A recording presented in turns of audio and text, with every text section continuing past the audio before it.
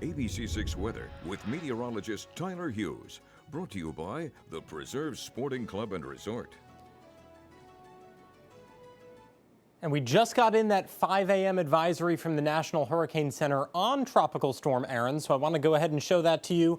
The system itself is looking a little bit more organized than it was yesterday in terms of the thunderstorm activity, but winds are still at 45 miles an hour. The pressure still doesn't look terribly impressive, but this storm still has plenty of warm water and a more favorable environment for tropical development over the next couple of days. So you see here, expected to strengthen to a hurricane by the time we get to the end of this week, and as you head toward the beginning of next week, could become a major hurricane, a Category 3 or higher, as it passes to the north of Puerto Rico. The good news is this storm is forecast to remain offshore. These are all the different weather models that we use to track the path of the storm. We call it a spaghetti plot because it shows the center of the path of the storm on each model, and it looks kind of like spaghetti when you plot it all out, right?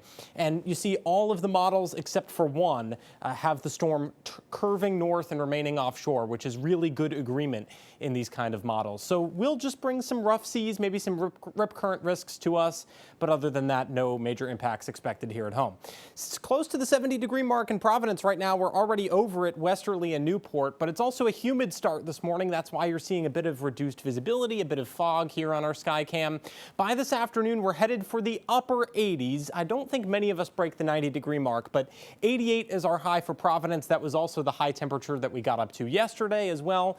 A bit cooler along the south coast, Cape and Islands, where I do think that sea breeze works in once again today. So 80 is our high for westerly, 78 Newport, and I think that sea breeze even gets into New Bedford as well. 81 degrees is our high there. It will be noticeably muggier today, though, with dew points in the 60s and 70s. That's in that humid to very humid category.